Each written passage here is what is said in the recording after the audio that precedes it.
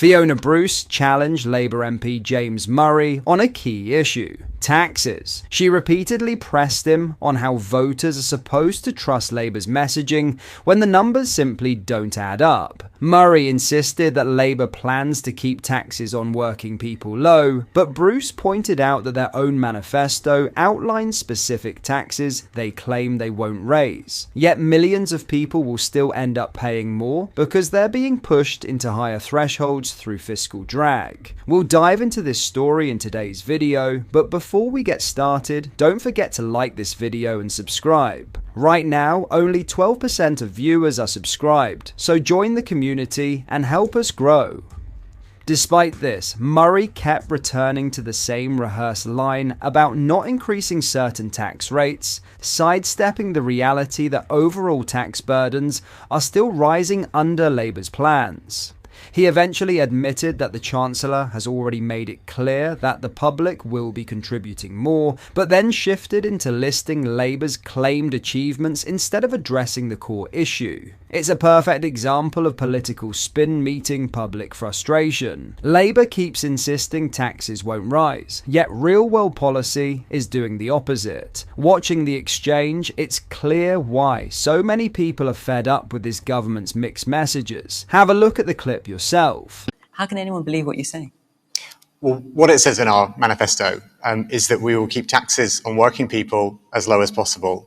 And if you look at the choices that we took, the fair, necessary decisions... Hang on a minute. It said you would not raise income tax, national insurance or VAT. A lot more people are going to be paying a lot more income tax as they're dragged into higher tax thresholds. Yeah, we said we wouldn't increase those rates, and we said we would keep taxes on working people as low as possible.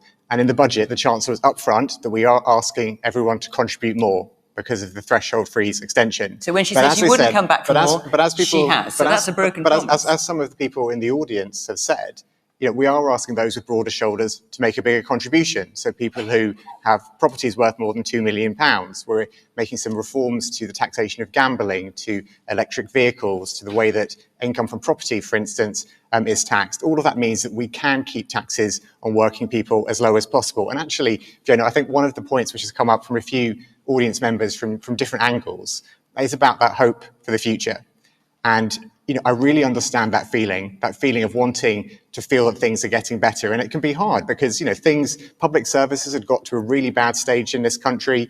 The economy was in a really bad stage when we got into office. The level of debt was really high. It was not a good inheritance that we had. And I think everyone here knows that. That's why people voted for change. But the gentleman in the back row spoke about public services improving it. So you can get your bins collected, get a doctor's appointment. You can get public services that actually work.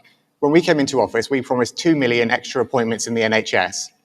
We've delivered 5.2 million. All right. Public services, we want to make sure that they are improving. And so when we came into this budget and had to take decisions, we did not decide to follow the route of cutting public services and public investment. We want to give better public services for people in the future. And if I might just make one really quickly, point. Because otherwise you're not going to get time to answer any of the other questions. Well, I was going to come on to the other.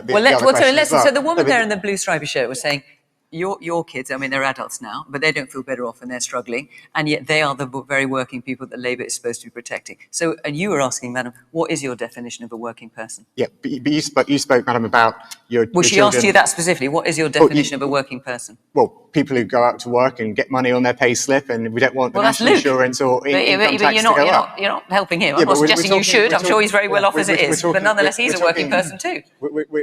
We're talking about how people get their income. So if you look at the choices that we made in the budget, if people go out to work and then pay income tax and national insurance on their income as being an employee, those rates are not going to go up. If people get their income from other sources, property, savings or dividends, we have increased that by 2p. But the reason why we've done that is to keep it as low as possible on working people. Right. But you also spoke about housing. You mentioned, I think you mentioned your children looking for somewhere to get a home. And that is such a big challenge for this country, about the next generation feeling they have hope of getting a home that they can afford. And that is why we are so determined to build those homes. Now, this means getting planning regulations. No, this means on getting planning regulations which are in the way of building out of the way. And not everyone. The number of homes being built every year has fallen planning regulations since you came to power.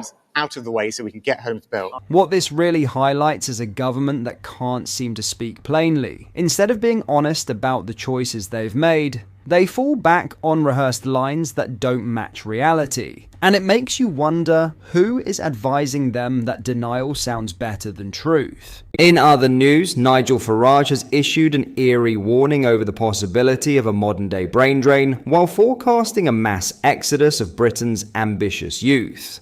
Speaking on Farage, the GB News presenter shredded Rachel Reeves's budget, which she delivered in the Commons on Wednesday afternoon. But he also forecast that Britain's pioneering youngsters could be eyeing up other European nations to flee Ms. Reeves's tax hikes. Speaking on GB News, Nigel Farage said, "My take on the budget is that the exodus that is happening is a disaster. I do blame, actually, Jeremy Hunt, a former Chancellor, very much indeed, cracking down on non-doms, and of course, Rachel Reeves took it further. But of course, everybody hates billionaires unless, of course, you're employed by them, or they spend their money in your shop. And actually, they were paying their share of UK taxes."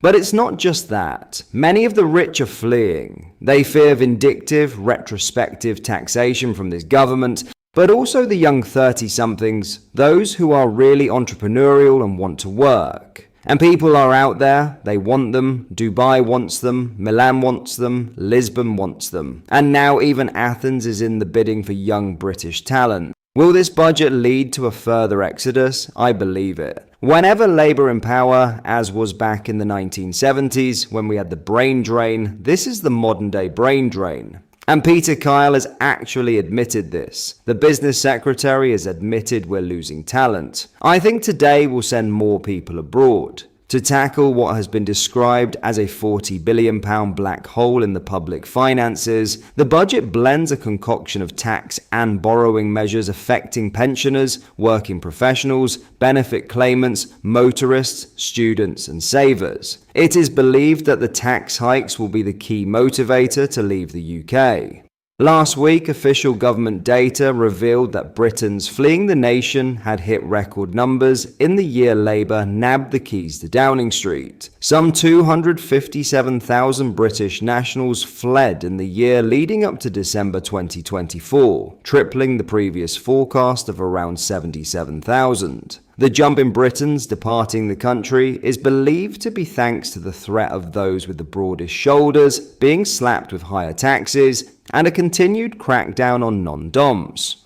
Last week, Shadow Business Secretary Andrew Griffith said, "Labour's economic exodus is in full flight as people flee Rachel Reeves's tax hikes and mismanagement. It's potentially the biggest reverse migration in British history. This was entirely predictable. When you tax something, you get less of it, and now people are voting with their feet." What are your thoughts on what we discussed in today's video? Let me know down in the comment section below.